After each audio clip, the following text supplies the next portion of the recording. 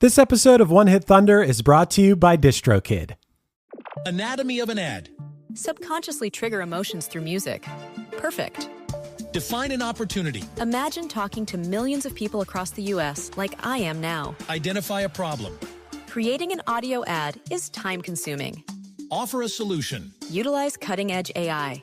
Imagine creating all that in under 30 seconds. Well, we did to create this ad. To learn more about AI in the audio industry, download the white paper from audiostack.ai. You better work.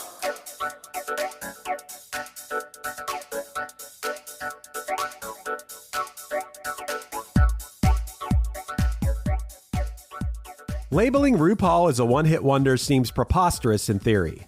RuPaul has not only hosted a successful talk show and appeared in multiple hit films, but also helms the immensely successful RuPaul's Drag Race.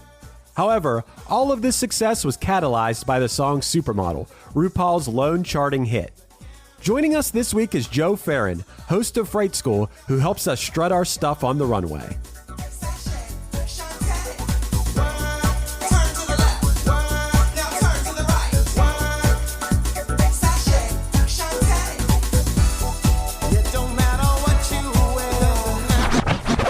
One hit is all you need to make the money guaranteed, and you can live off royalties forever. And it makes me wonder, is it just a wonder, or is it one hit thunder? So Joe, when Matt told me we were doing this song, my first reaction was like, that's a real stretch. But I gotta tell you that, first of all, if we're talking about like charts wise, this isn't that far of a stretch. And second of all, as I'm listening to the song, I'm like, you know what? This song really never went away. This song, no. Someone said, you better work. I'd be like, cover girl. Cover girl. Yeah, right. I mean, this song's still in the public consciousness, right? Absolutely. Oh, very much so. Yeah. Absolutely. Chris, I have to say my favorite note that I've written down in a very long time, and I don't know if Joe knows this. Do you know what megastar in 1993 ranked this as one of his absolute favorite songs of the year? Oh my God. Who? Kurt Cobain of Nirvana. Oh, wow. He said that this was one of the favorites of 1993, and at the 1993 MTV Video Music Awards, he made it a point to meet RuPaul and get a photo because he was such a fan of this song and the album. Do we have that photo? Yeah. Oh yeah. Google RuPaul Kurt Cobain. It exists. I think people share it thinking it's a Photoshop, but it is very much a real photo backstage at the MTV Music Awards. Oh my God. It's Kurt Cobain. Dave Grohl just looks so happy to see. That's pretty cool. And, I could see why that would be, because think about the time it is. It's the early 90s, and you have someone who's being them, like, boldly being themselves, knowing that there are people out there that it's going to piss off. And it's like, the music isn't punk rock, but the attitude is very punk rock, right? Yeah. Yeah. Well, I mean, RuPaul has always said, well, let me preface this by saying that I have not been as diligent of a Drag Race fan in the last few years. Same. I haven't watched the last 4 seasons. I think once it started to explode worldwide, I was like, this is so much to keep up with. And my joke is that when it comes to Drag Race, America first. But that being said, at the height of my fandom, right? RuPaul has always said, in the early days of RuPaul's podcast, he's always said that his approach to drag in the very beginning with Wee Wee Pull, their punk rock group, was specifically how punk it is. Drag can be anything for anybody. And it just so happened that you go from gender fuckery to Supermodel of the World. And I think that come on, Kurt Cobain, Dave Grohl, they love that stuff. Especially I can only speak about Dave Grohl because I don't know much about Kurt Cobain, but Dave Grohl loves all of that. Plus Dave Grohl's a huge disco fan, so house disco, gay culture, it's all kind of in there. Kurt was very much a big defender of gay rights in the early 90s at a time when not many people were publicly talking about that. And I do have to say, this is strictly for the two of you to witness, because, you know, there's not really a video component to this podcast. But knowing that this is what we were talking about, knowing that this was kicking off Pride Month, I had to wear my Divine Filth is My Politics, Filth is My Life t-shirt to talk about RuPaul, because I agree, like, specifically with Divine really made drag punk rock as hell. Like, the combination of Divine and John Waters, like, those movies are really punk. And I didn't know these two factoids about RuPaul as well, was that RuPaul, which crazy that's the actual birth name of the person. Yeah, RuPaul Andre Charles. Yeah, that's insane. That RuPaul actually in the 70s was struggling to decide if they were going to be a filmmaker or a musician throughout the 70s. And in 1982, RuPaul debuts on a public access show called The American Music Show and becomes a frequent guest. But during that time, RuPaul continued to participate in underground cinema and doing like these weird, like off the cuff indie films. But the big break for RuPaul was being an extra dancing in the Love Shack music video for the B-52s. And that really put RuPaul, the person and the persona, like on the map. And that's another band where it's like, that's another band where you can't deny, like, the B-52s, they may not have sounded punk, but they were punk as fuck. Like, playing CBGBs and owning, like, the queerness of their music and owning, like, all of that. The idea that that's the launch pad for RuPaul just makes so much sense in my brain. Yeah. And I also was really surprised. I guess you guys knew this. I didn't know.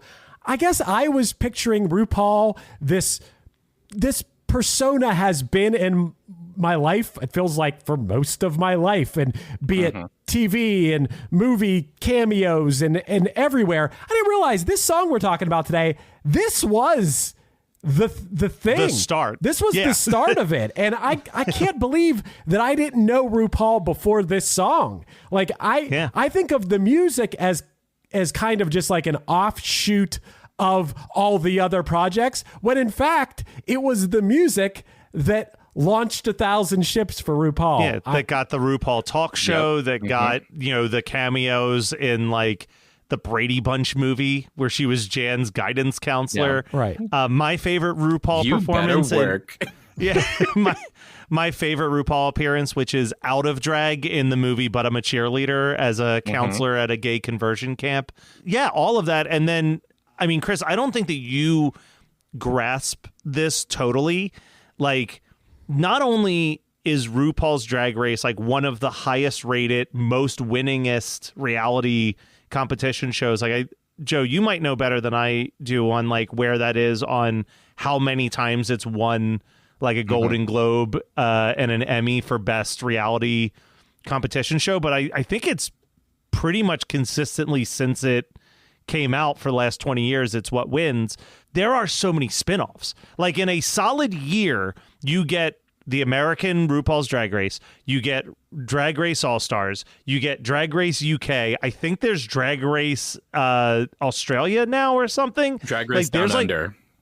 Drag Race, like, there are, like, literally 4 or 5 yearly spin-off shows that RuPaul's the host of all of them. Wow. Okay, hold on. I must correct. I don't feel bad correcting a straight. So like, RuPaul hosts Drag Race UK and Drag Race Down Under, mainly because, well, RuPaul's husband is Australian and, you know, has always had an affinity for members of the British Empire. So like those two specifically, but like all the other ones, they're hosted by but they're still hosted by, like, you know, different, they're hosted by famous queens. Like Canada's Drag Race is hosted by Brooklyn Heights.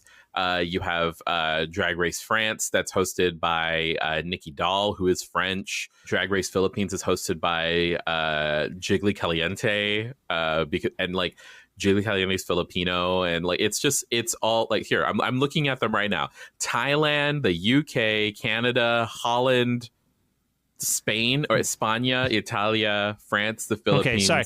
Let me stand corrected. RuPaul only hosts 5 of the shows every year that I. And it does make sense to me as someone. I mean, I've seen some Drag Race episodes here and there, but I'm not like a watcher of Drag Race. But it makes sense to me as a person who has been subjected to some horrible reality shows, like 90 Day Fiance, and what's the one that everyone talks about now with the. Oh, Jesus. Love is Blind? No. Name the ones that you like, Matt. It's probably one of those. They're all, I watched the one Netflix with Tom ones. Sandoval. Oh, Vanderpump. Yeah, Vanderpump. These shows, you're taking the most boring people and doing whatever you can to make this thing interesting. RuPaul's Drag Race being popular makes sense to me because part of these people being interesting and being a huge personality, isn't that part of the whole culture? Isn't that what makes it fun? And so it makes sense that it would be interesting and fun to watch. It's not an accident that time and time again the first person eliminated from the first episode of RuPaul's Drag Race is easy to forget because it's usually that they didn't have much of a personality coming into the show, with the exception of Vanjie. Yeah. Well, they corrected that right away. So Chris, wait, hold on. So Chris, what is your like overall life experience with drag? Well, sum it up in 5 words. No, I'm kidding. Oh, five words? I don't know. That I've seen Drag Race. Obviously, I've known who RuPaul is forever, and I've gone to a drag bingo night. Okay. You know, I get it. I get what is fun, and I get what is, you know, I understand like why people like it, and to a certain extent understand the culture. I'm not immersed in it. Sure. But you ask that because... Oh, no, I asked it because like what I love...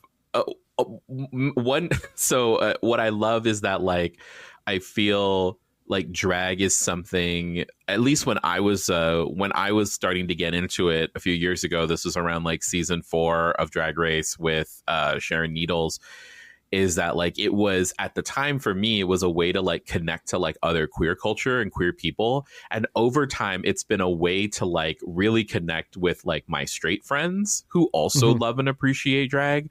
I remember going to Monsterpalooza with Matt and Horror Movie Night, and the like 3 Horror Movie Night guys just like having this most intense conversation about drag, and then Kyle showing up in a Glamazon tank top, and me and Joshua, the 2 queers of the group, were like looking at each other like, what are we, is this the future that liberals want? Do we want this? I have a question. As a straight, I do want to understand a little bit more. There obviously are some drag queens who are straight, right? It's a small percentile, though, Oh, right? okay. I think last year was the first time in like 20 years of Drag Race that they had a straight drag queen as even a contestant. Okay. Well, I'm way off base. Well, okay, so like at least on Drag Race there was one, like in like the history of drag / like all drag queens working right now in just the United States. I'm sure there are others. But when I think of like a straight drag queen, I think of mainly cis women, like women born women who identify as women who do drag as an art form, because that's something that's very much out there. Yeah, that's what I meant, because it's an art form, it for sure. And you guys are going to think I'm a real idiot, probably, but hey, I'm learning. I learned from One Hit Thunder. I didn't know until today that RuPaul was gay. I mean, I guess I should have. No, I didn't know that RuPaul had a husband. I just knew that RuPaul was a drag queen, and I didn't necessarily know that meant that RuPaul was gay. It's so fascinating. I mean, but like, I understand what you're talking about too, because like the way that RuPaul's career started, and especially at post, like capitalizing on the success of Supermodel, to kind of bring us back to the topic, right? RuPaul like becomes this like icon, but no one really knows. Like, it's very gay adjacent. It's a little tongue in cheek, right? But like RuPaul, as when you're out of drag and you're not the supermodel of the world, like you can kind of fly under the radar. Like, it's kind of like, I liken it to like kind of how in many ways Liberace was like not gay but also very gay in the same way, but like it was never explicit. Like, you like have a lot of the icons of that time, and I think it's an interesting thing that modern fans, longtime fans of RuPaul, specifically fans around like my age, like we're able to accept the duality of our like superstar in the sense that like we understand that she's done so much for queer people, but at the same time she has had to compromise and not lead with her queerness in many ways, or lead with the parts that like are very camp and stereotypical, that like are palatable for like straight audiences and things. So it doesn't surprise it like it's both. Like, I'm surprised, but I'm also not surprised given like how RuPaul started post Supermodel.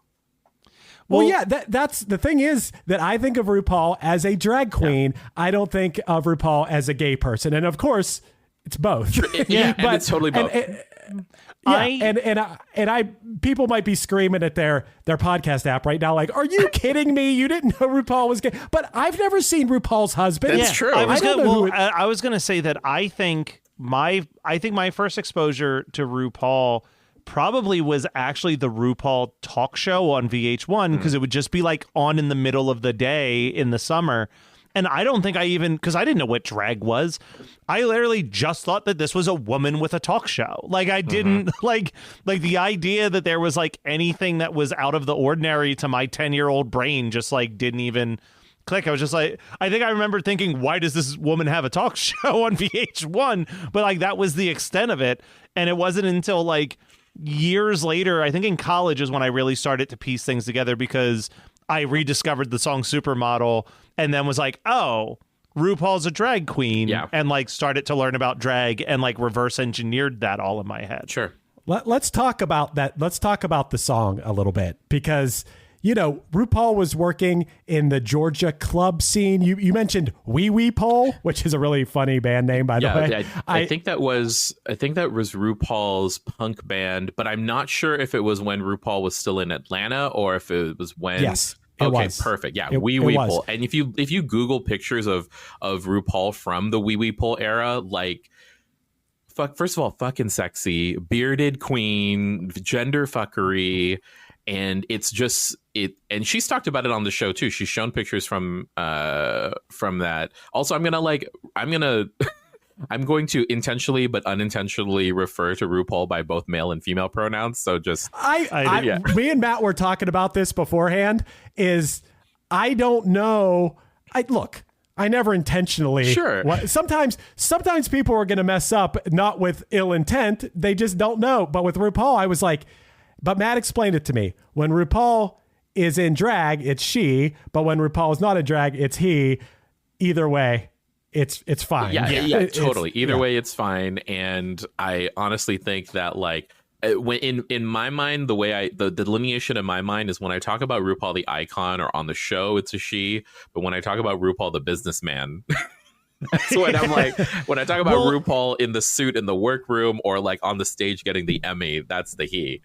Yeah. Mm-hmm. Well, it's also, I think RuPaul falls into an even weirder spot with that particular rule, because like, and we're about to open up a whole can of worms for Chris, but like the concept of like mother, like it doesn't matter if RuPaul is in drag or not. To so many people, RuPaul is their mother, that like, it doesn't matter. The her pronoun kind of gets tacked on there regardless on how they're presenting at that particular point in the show, because RuPaul opened up so many doors, which I'd be remiss to not say that does not mean that is without controversial opinions of RuPaul of what constitutes and does not constitute doing drag. She can be quite the drag gatekeeper, and it's only until recently that she's even let trans or they them people participate in the show,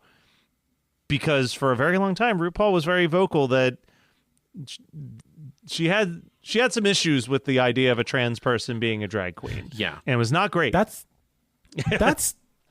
kind of mind-boggling to me to be on such the cutting edge of, I don't know, being out and being who you are, and then also being backwards in that way. I read about that, but I guess RuPaul has changed her ways, or which is good. She was willing to listen to the voice. I think the bigger thing was that past winners of RuPaul's Drag Race after the fact would come out as trans, and I think that's when she kind of opened up her mind more to that, because it's kind of the same thing as like, it's easy to be a bigot when you don't have anyone queer in your family, and then suddenly when you're telling when it's someone that you see every single day, like your son or a cousin or whatever, it makes some people, not all people, but some people start to have to open their mind now, because it was a thing that they never had to think about, so it was much easier to hate on it. Versus when it's someone that you love that's sitting across the table from you. And I do believe that RuPaul genuinely loves not every single person, but many, many, many of the contestants on her show. I think she does care about them and has a good relationship with them after the fact. And that, I think, allowed that door to be open and that dialogue to happen in a much easier way. Yeah, well... Yeah.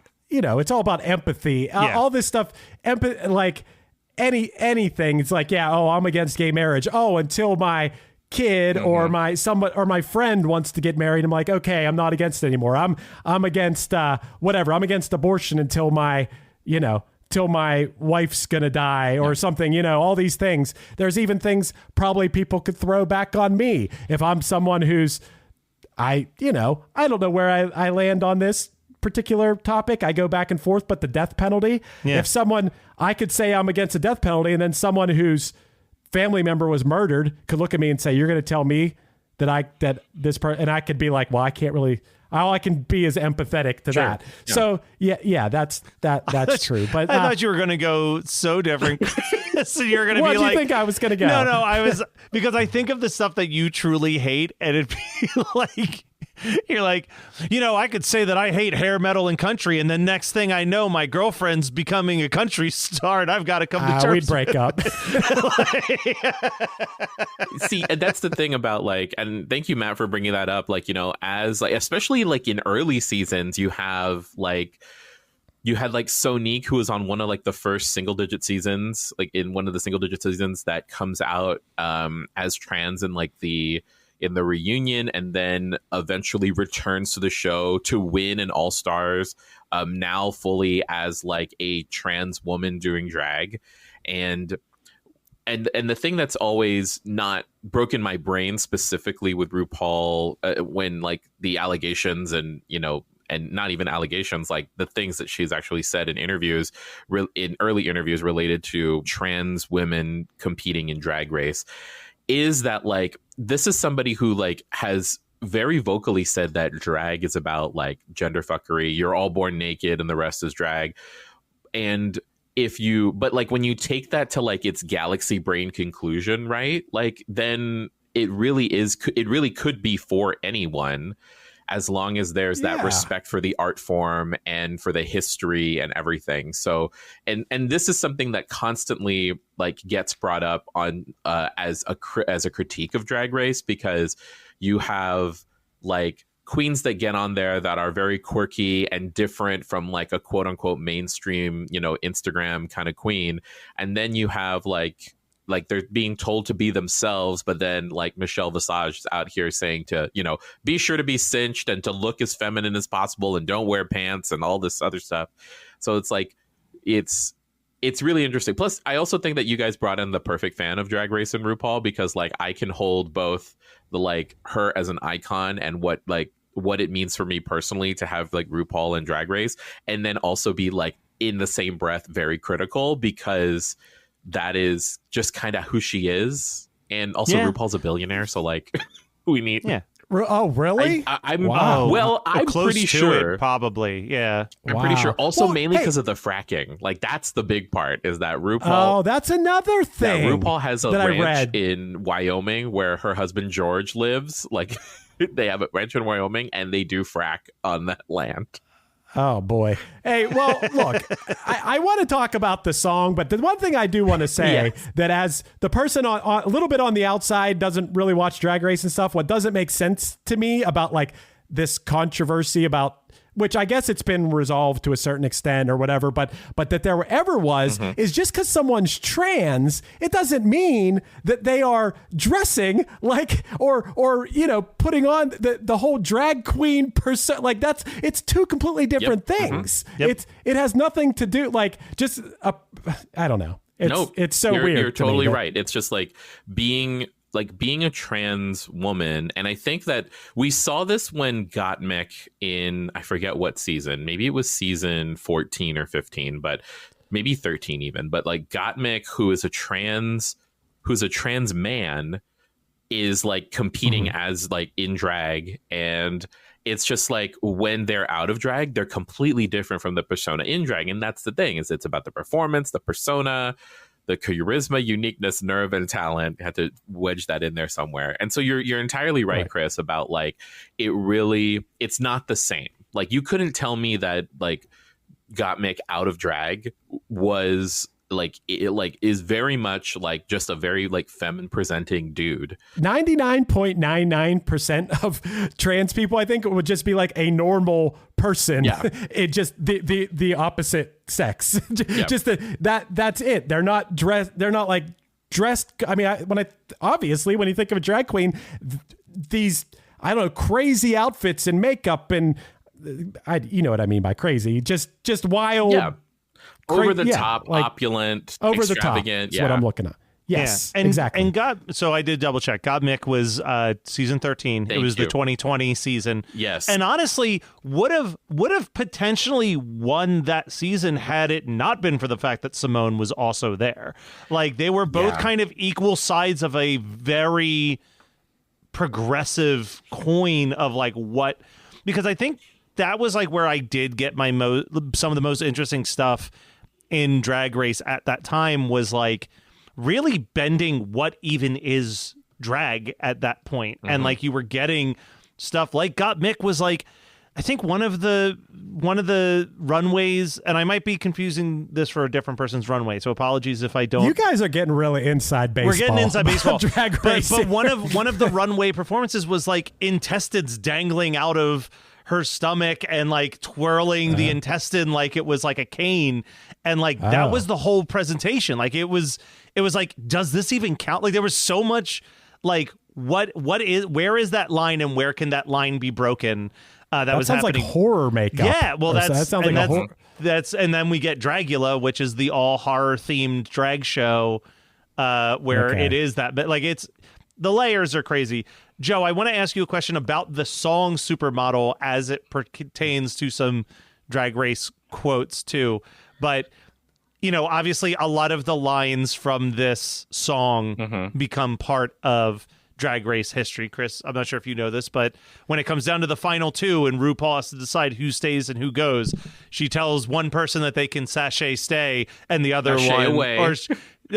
sachet away and the other one can Shantae stay. Okay. Were these phrases, because I hate to admit this, I still have not seen Paris is burning. Were these catchphrases that existed prior to Supermodel, or did Supermodel really embed them into the vernacular? I mean, well, let's be real. RuPaul embedded it into the vernacular because we need to constantly remind people that this, like, it's because of this song, right? Like RuPaul is the master of a catchphrase, of a promo, like of a soundbite, everything like that. And so, like, would I say that they are like? Would I say that I've heard those phrases before? Before RuPaul's Drag Race and Supermodel? No. But to be honest with you, like my entire, like my journey with drag starts at around season 4. And then that was also around the time that I also watched like Paris is Burning, which is not about drag, but it's about ballroom culture in the 80s, which like drag, which a lot borrows of queens, a lot from. Yeah, exactly. Drag queens draw a lot of inspiration from, but like just in general, like there is a lot of connection there. So it could be things that have been said by specifically by like the folks in the ballroom scene, a lot of ballroom slang, a lot of queer black vernacular, as well as like words and that come from ballroom culture get like co-opted and moved into Drag Race and drag, and then like, you know, becomes mainstream. But to your point, Matt, like I've the first time I ever heard Shantae and like, you know, sachet, well, it used in that I've heard sachet many times, but like Shantae you stay, sachet away, all of that is RuPaul knowing how to be a good like marketer of themselves.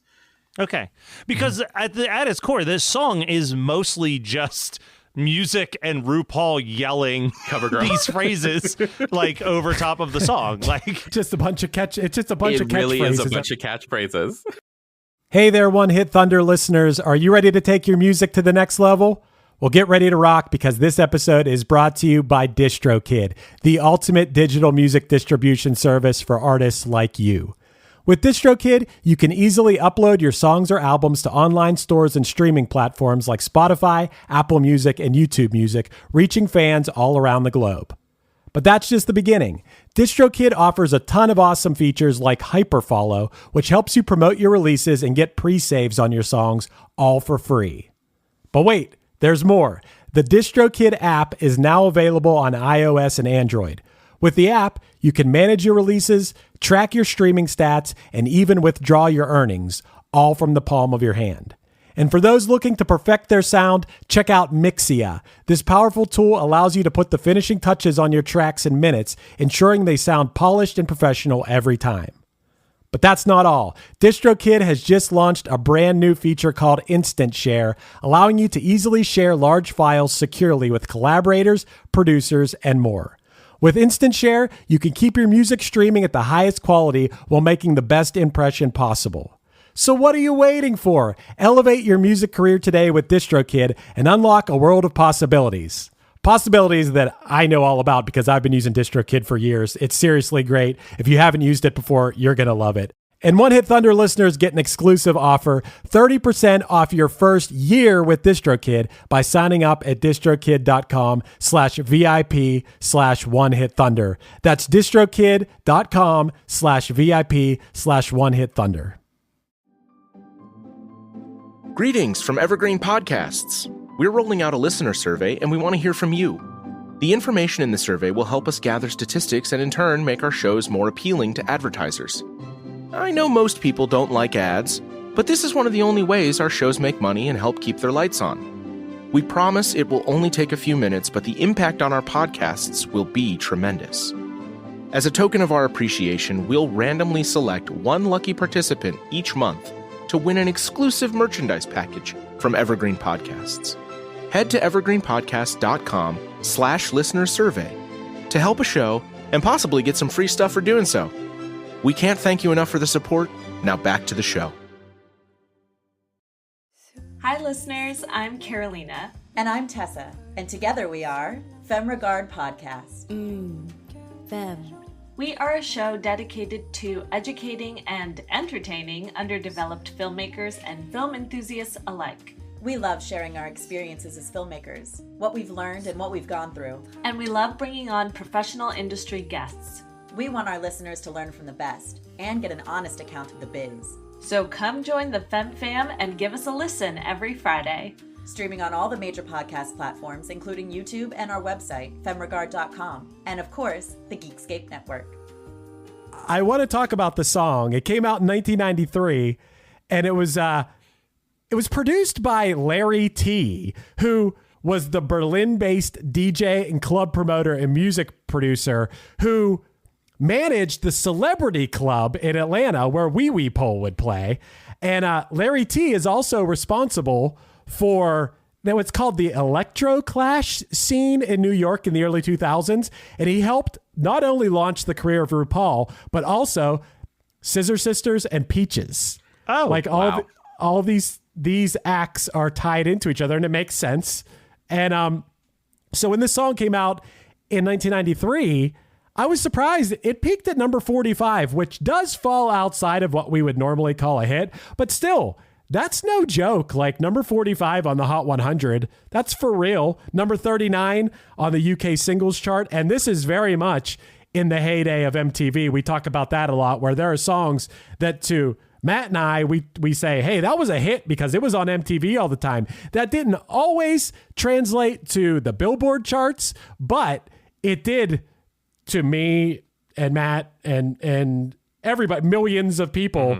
It seemed like that was like a huge song or a huge artist. This video had heavy rotation on MTV. Of course, I remember it at the time. And then RuPaul had appearances on shows like the Arsenio Hall show that helped even more popularize the song. I was curious if RuPaul wrote the song. I was like, who did the music for this? Now, I know RuPaul's on the top line track saying catchphrases and stuff, but who actually made this and wrote it? Well, RuPaul is credited as a writer, as is Larry T.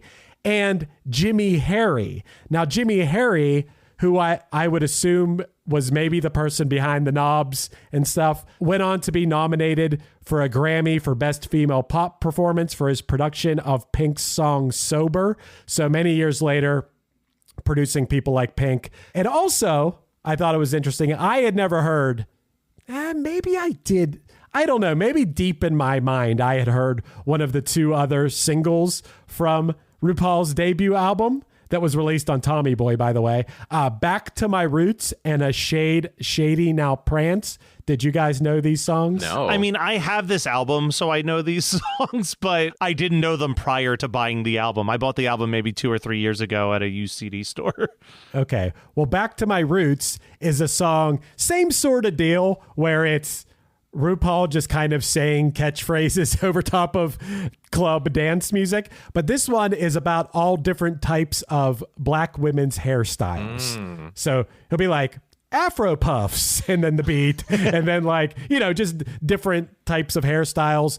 And then the Shade Shady Now Prance song, that's the one I feel like deep in the recesses of my mind, I kind of knew that song. But then after this album came out, RuPaul signed a modeling contract for MAC Cosmetics. Famous. Released an autobiography, like Matt said, was featured in the Brady Bunch movies.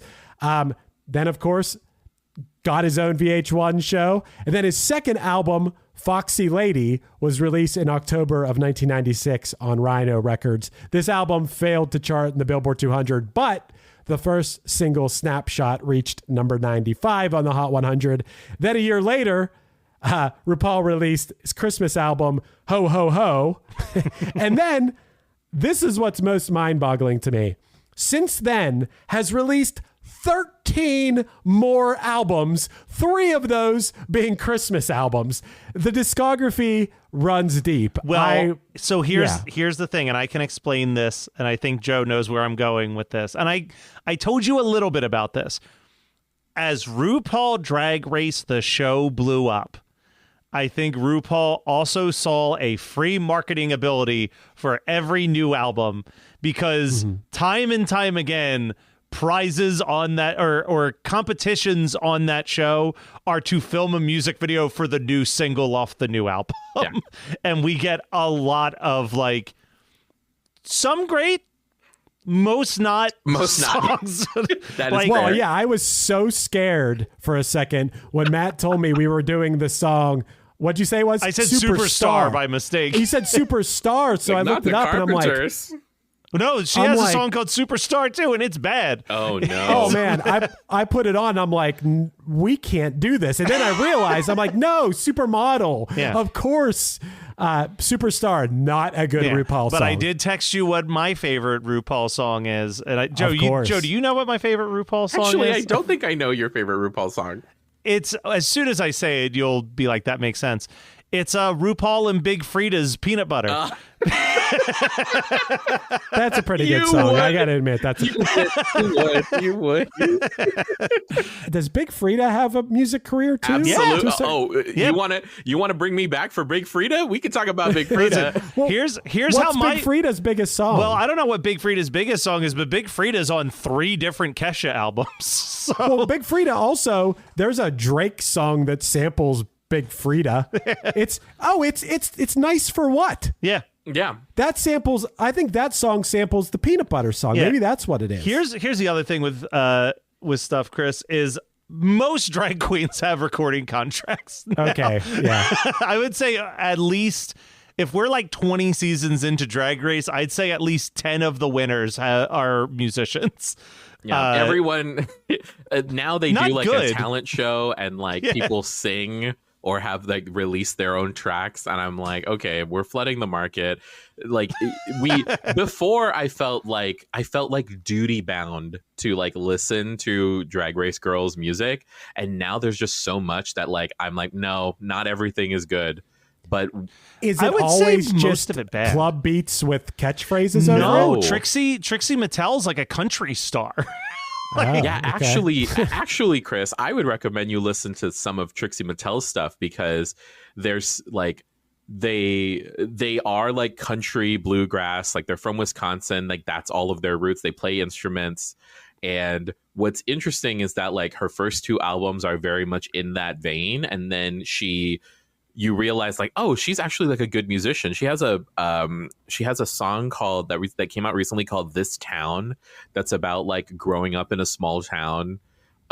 It's very like indie movie, driving through your town and like, you know, reminiscing kind of vibes. That's also the music video.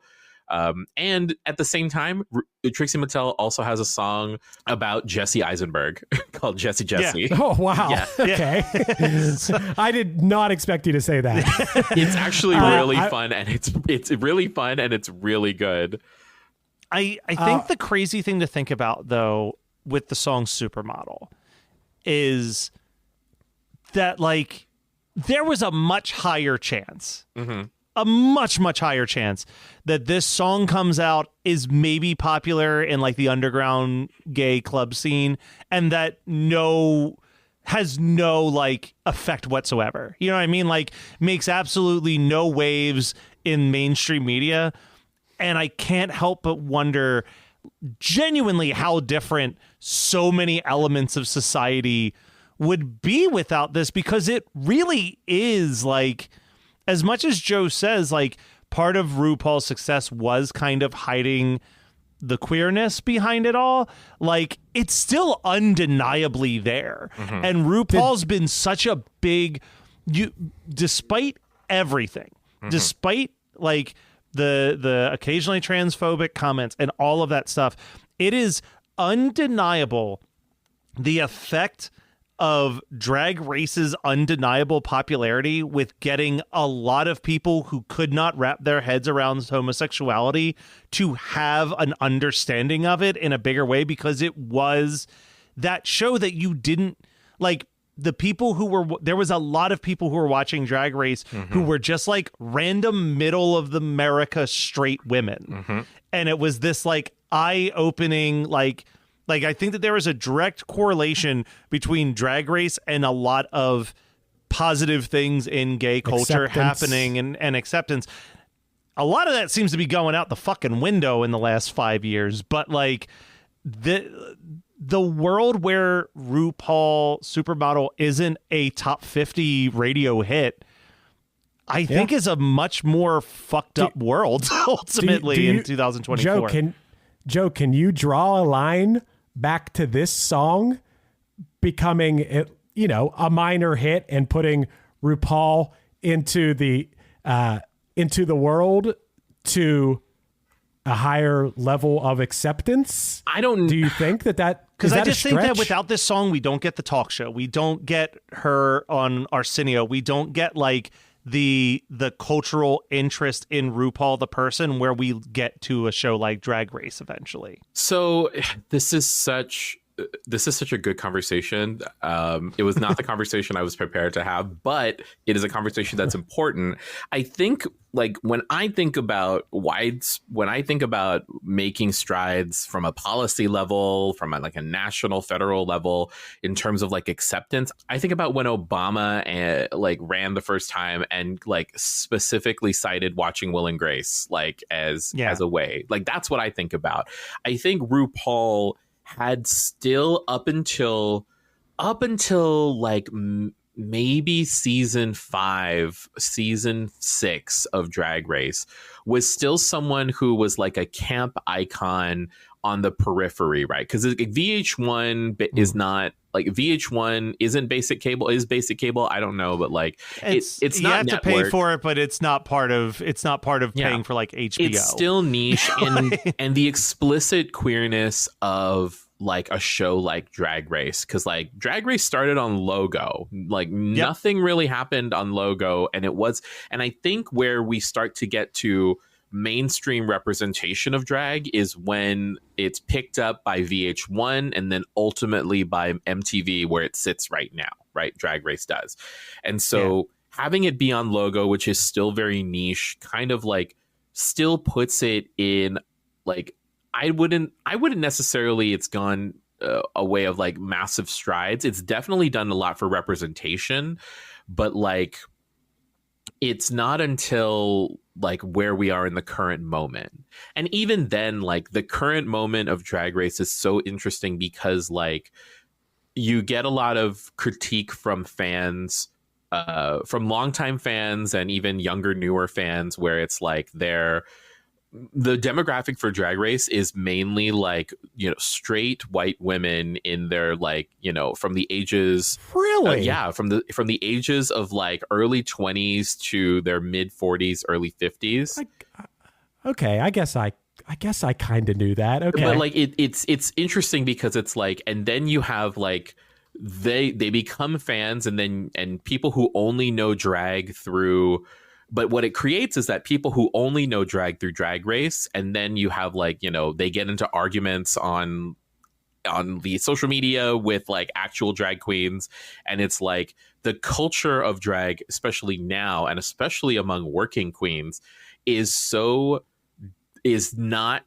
different. And it's like what you see on the TV is just a taste, right? And so the hope now is that the show will propel those working girls into a different level to be doing their work on a different level, right?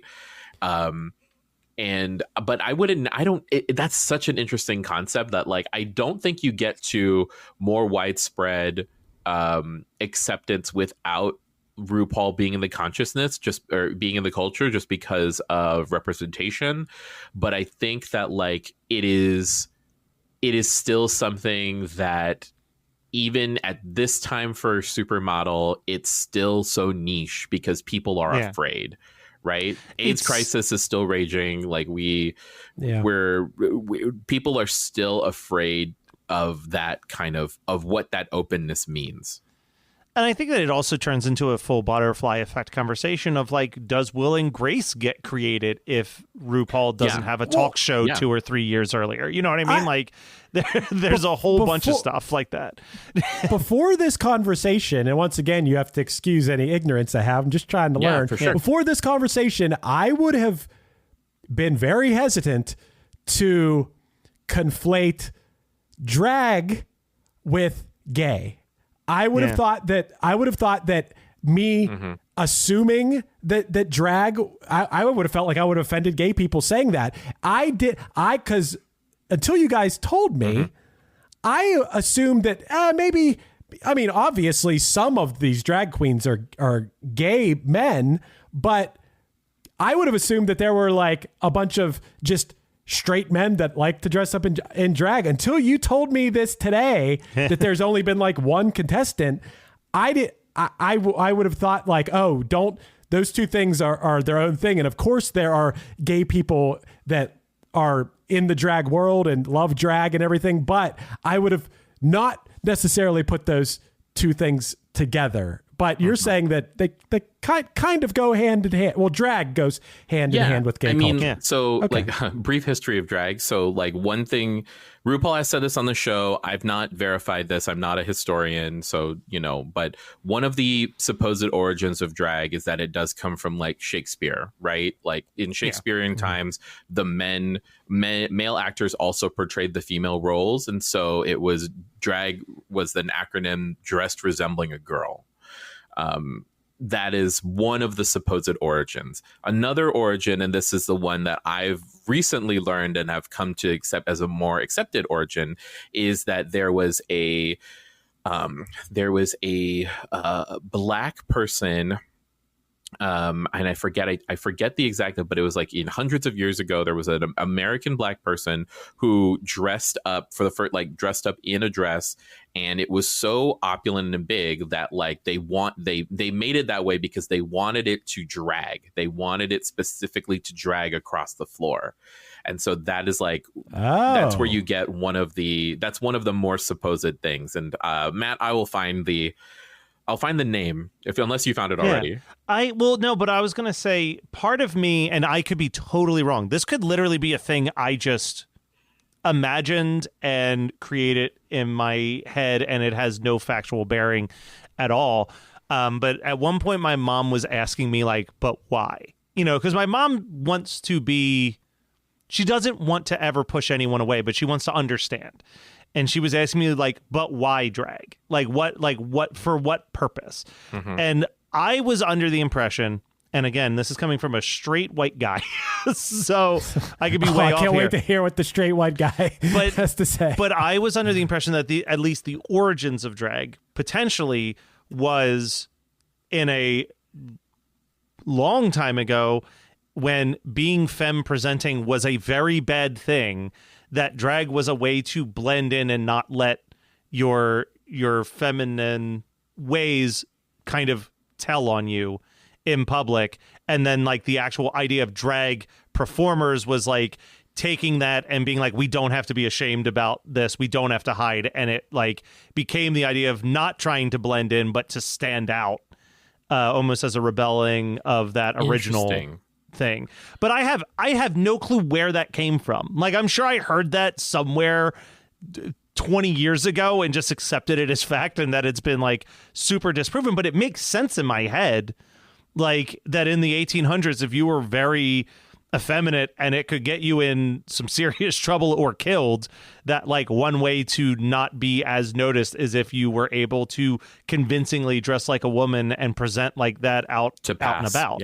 Yeah. Like, and then like the color, the divine style of drag was kind of a rebellion against that, of like, fuck that.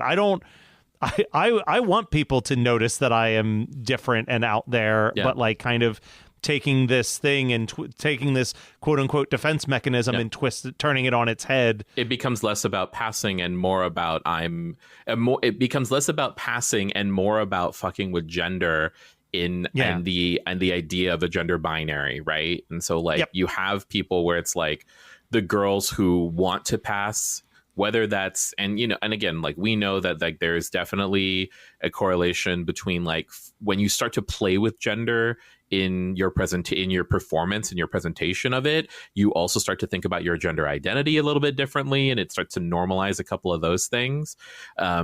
So in like when you talk about Divine, right, it's like Divine also played with that a little bit, and it completely entirely relates to the punk nature of it and all of John Waters with just the general camp of it. Sorry, I found the name of the person. So it was William Dorsey Swan, who was born enslaved in Maryland. Was the first person to refer to himself as the queen of drag, specifically because of the drag of the dresses. And in the 1880s would host drag balls in DC, often also attended by formerly enslaved people. Sidebar, you don't have to put this in the recording, but the reason why I know this is because I work for Pride. I work for San Diego Pride, and we have a I realized that we have a presentation that we gave to our youth program about the history of drag. So I was like, let me access the drive-in right now and see what we have. There you go. That's good. It's good to know the actual facts, and I'm learning a lot from this episode actually. Yep. And I was thinking I kind of want to test how much you two know. Oh God, Joe's gonna kill me. All right, let's do this trivia. I got a little game. Oh my God. I love being gamed. You're gonna get gamed so hard right now. This is a RuPaul game. Okay. So Matt, you might not get as crushed as you think you might. I mean, you're both fans of RuPaul. So we just got to decide how you're gonna buzz in. Somebody should probably be You Better Work. Well, I was going to say one could be Sashay and one could be Shantae. I feel like that's okay. Oh my God. Joe, I'll let you pick. Which one do you want to yell out? Actually, can my you know what, my buzzword? I'll say Shantae. Okay, and I'll say Sashay. Can you say that, Matt? Sashay. So there you go. There we go. Before we do this, Matt, I was thinking about if someone made a song like this of you and I with like a club beat with just us saying our catchphrases over top of it, what they would be. And I think one of mine would just be laughing and saying the word like in the middle of my you laugh. Go like and laugh and not finish your thought. That would definitely be one of them. One of them would be right off the bat. Yep. You say that every episode. I don't know what mine would be, but I'm sure I have plenty of them. Okay, you guys ready? Yes. Let's do it. Here we go. Question 1. In 2017, RuPaul had a recurring role as Lionel on this show based on the life of Sophia Amoruso. I'm trying to think of a show from 2017. I'm gonna Sashay. Go ahead. Was it that AJ and the Queen? That is incorrect. Okay. No.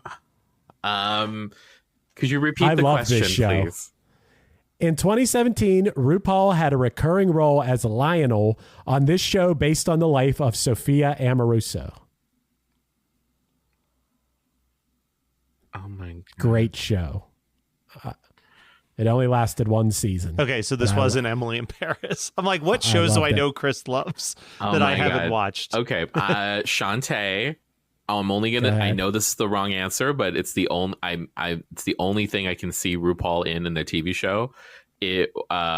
Happy endings. That is incorrect. It was actually Girl Boss. Oh yes, you're right. That's right. Yep. That show's really funny. I'm really disappointed it got canceled because it was about if you don't know who Sophia Amoruso is, she's who started Nasty Gal. Mm-hmm. And it was about how she started the company and stuff. And it was really funny. I think it's still on Netflix. I think that's what it's on. Yeah. The first season's worth watching. Yeah. Jim Rash is on it. If you're a Jim Rash fan. I love Jim Rash. Community's very own. Yeah. Yep. Bisexual. Okay. Jim Rash. Oh, really? Or he's queer of some sort, yes, but okay. Yeah, I mean, I just knew his character on Community, which that was a big part of his character was what is his sexuality. Also in 2017, RuPaul appeared as Marcel on 3 episodes of this Comedy Central series. Marcel, Comedy Central series. Shantae. This is entirely a guess, but I'm going to say it's Broad City. That's correct. Damn it. Yes. That show is also hilarious. Broad City is great. I forgot that RuPaul was on Broad City. Yep. Okay. Joe's up 1-0. Okay. Question 3. This member of the dance pop girl group Seduction co-hosted the RuPaul show. It's Michelle Visage. Michelle Visage. God damn it. You got it. I heard you drop her name before. I didn't know if that was someone that everyone knew. Oh my God. Yeah, I don't know who that is. Really, she's RuPaul's best friend and right. is usually the co-host on all of Drag Race. Okay. Joe, you're right. Maybe Joe is going to crush you. Yeah. No, I knew that one. I just didn't buzz in time. All right. Question 4. RuPaul appeared in Taylor Swift's 2019 music video for what song? Shantae, you need to calm down. You got it. Wow. Everyone gay was in that music video. All right. Well, Joe won, but I'll do the last 2 questions just for fun. Question 5. RuPaul hosted SNL in February of 2020. Who was the musical guest? Okay. Shantae. It was Justin Bieber. You got it. I remember 4-0. Matt is getting smoked. I remember thinking, this is so insane to have Justin Bieber be the guest host for RuPaul. Or the musical guest for RuPaul. Oh, God. All right. They should have had RuPaul be the musical guest for RuPaul. Work. You better work. Can you imagine? Like that time I will never forget. This is my favorite SNL dumb episode, was when Garth Brooks hosted it, but Chris Gaines was the musical guest. Oh, yeah. That was sort of like drag. What's it called when you just pretend to be some other guy? Okay, question 6. Who was the winner of the first season of RuPaul's Drag Race? God damn it. Hold on. I don't remember, Matt Joe. a minute, because Matt maybe No, knows I it. genuinely don't remember. I know that this is the one. This is the winner that like never comes back, right? Like this is the one that this winner has come back. That's where you. Fuck. Is it season 2? Isn't there like an early winner that like has cut ties entirely with the show? That's season 2, but not season 1. That's season 2. I can't remember who season 1 is. I don't like the first few seasons. It's got that weird jelly blur across the screen. Yeah, because they did it in like RuPaul's garage. I don't know if they actually did in RuPaul's garage. That's always what people say for about season 1. It's Bibi Zahara Benet. You got it. Wow. Joe, other than that first question, Joe just swept you. Here's the thing. Bibi Zahara Benet. So the first 3 queens would have been Bibi Zahara Benet. And then in that final was it was Bibi Zahara Benet against Rebecca Glasscock. Which is like one of my favorite, just like the most like insane name for a queen. And then the queen you're thinking about, Matt, is probably Tyra Sanchez, the other Tyra. Yes, because she has since like come out as like has basically said like, I'm not doing drag anymore. And I don't know if like I don't know exactly what happened there, but like is one of the more vocal winners that is not like a fan. All right. Well, Joe smashed in that game. That's the worst you've ever got smashed. That is Matt. the worst I've ever been destroyed. But I had a feeling that was going to be the case. So here's the big part of the show. Okay. We got to decide: did RuPaul bring the thunder, or was RuPaul a blunder? And I actually don't know how to answer on this, because I guess we should say musically speaking. Let's be fair, because that's where I'm having a struggle, because RuPaul the person, I do think I would lean more towards thunder than blunder. I have enjoyed many seasons of Drag Race. I always get a delight when RuPaul shows up in a movie and TV show. As far as the music career goes, I'm going to let Joe answer first. I'm gonna say RuPaul brings the thunder, okay? And here's why. Like, hold on. Here are my favorite. I was looking at my iTunes, on iTunes, and like I have like the plays of her songs. Oh my god! Like Born Naked, I've like listened to over 100 times. Cover Girl from season 1 of Drag Race almost over 100 times. I like that you have stats. Yeah. I like that you have the stats. Yeah, I love knowing, because like for me, if I don't listen to a song and it's in a playlist, I look at the plays and then I immediately just like delete it, because if I've never listened to it, then what's the point?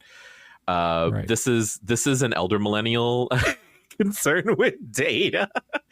But then you have like songs that are just like really fun. Adrenaline is really good.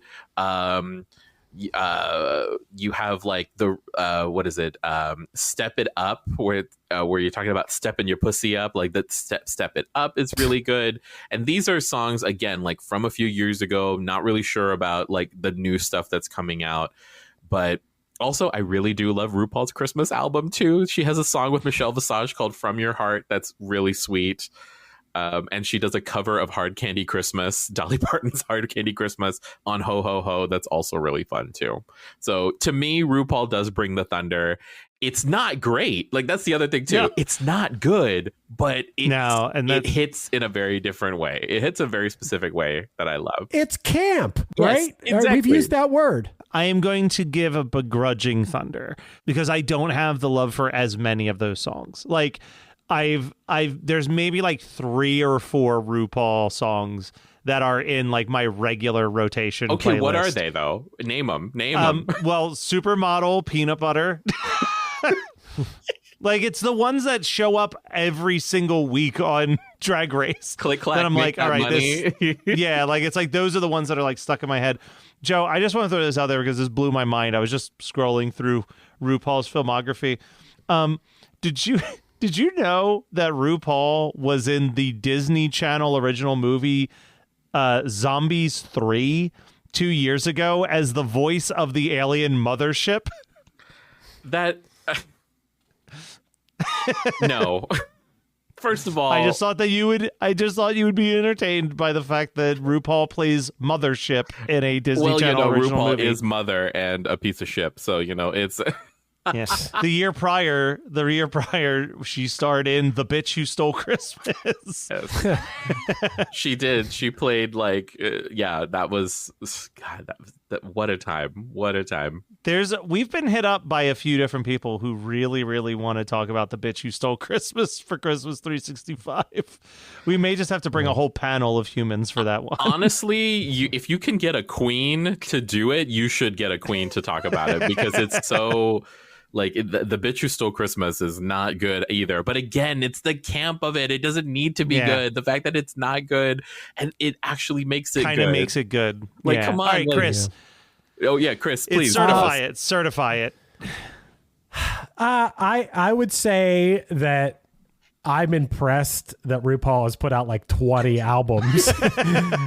It wasn't, and I was shocked to learn that this song that we're talking about today is what launched the career of RuPaul, more or less. Yeah. This was the first big, huge break. I think this is a much bigger break than being in the Love Shack video. Yeah. And so that part of it is cool. And the song, I don't think the song's really gone away. No. The song had a huge cultural impact. And I would maybe go blunder if it wasn't for then years and years later, Peanut Butter. No. Peanut Butter. I would say good. that you fall at some point along the way. There was another song that found its way into the culture, into my ears at least, and I can't deny that's a pretty funny song. So I would say Thunder. I would say it'd be ridiculous not to throw Thunder on RuPaul's name. You're gonna start Pride out by calling RuPaul a blunder, Matt? Come on. No, I gave it a Thunder. Okay, you gave it a begrudging Thunder. It was a begrudging Thunder. Well, Joe, real quick before we totally sign off, if people really enjoyed listening to you and your perspective on all things, what are some of the podcasts that they can subscribe to? Well, you can subscribe to my other podcast that I do with Matt. It's called White People Problems, an OC recap podcast where we talk about episodes of the OC. I am forcing Matt to watch them, and Matt has never seen them. And Matt has a lot of opinions that I share. And I share his sympathies as well. You can also find me on the Geekscape Network. You can find me at Fright School, where I talk about horror movies and queerness with my co-host Joshua. You can also find me on an earlier episode of this podcast where I talk about Kaya. Yeah. My neck, my back. My neck, my back. Was what you came I think I had like such an impassioned speech about how you don't get WAP if you don't have my neck, my back. Yep. That's right. I think you're right. All right. Well, we will be back next week with even more One Hit Thunder.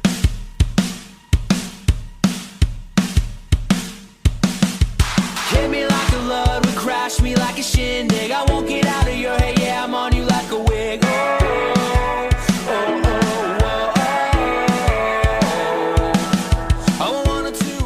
This has been One Hit Thunder. One Hit Thunder is hosted by Chris Fafalios of the band Punchline and produced by Matt Kelly of Geekscape.net. Underneath me, you're hearing Answer Me off the Punchline album Thrilled. Visit punchlinemusic.com for any upcoming news on the band. Our podcast is on Patreon now. Find us at patreon.com/OHT podcast for early access to episodes, bonus conversations, and a chance to vote on future songs for us to cover. Be sure to rate, review, and subscribe to us on any podcasting app, and tune in next week for more One Hit Thunder.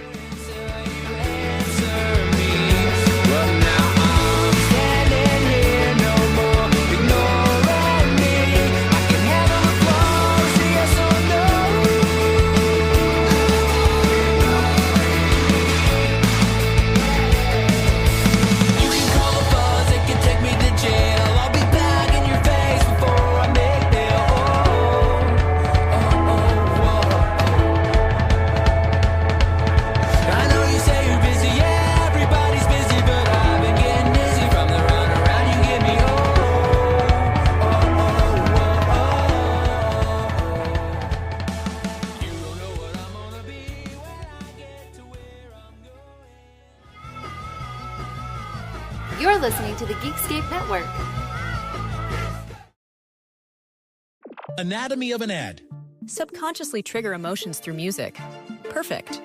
Define an opportunity. Imagine talking to millions of people across the U.S. like I am now. Identify a problem. Creating an audio ad is time-consuming. Offer a solution. Utilize cutting-edge AI. Imagine creating all that in under 30 seconds. Well, we did to create this ad. To learn more about AI in the audio industry, download the white paper from audiostack.ai.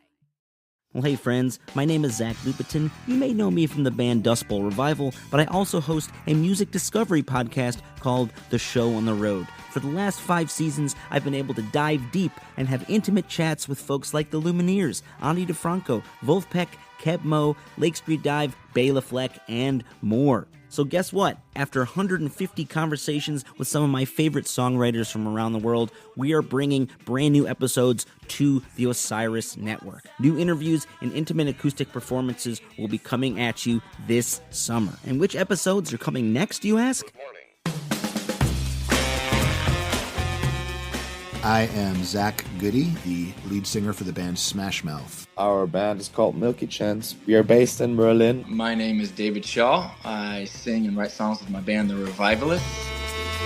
Trust me, these conversations go some wild places. So subscribe to The Show on the Road on Osiris, and we'll see you soon.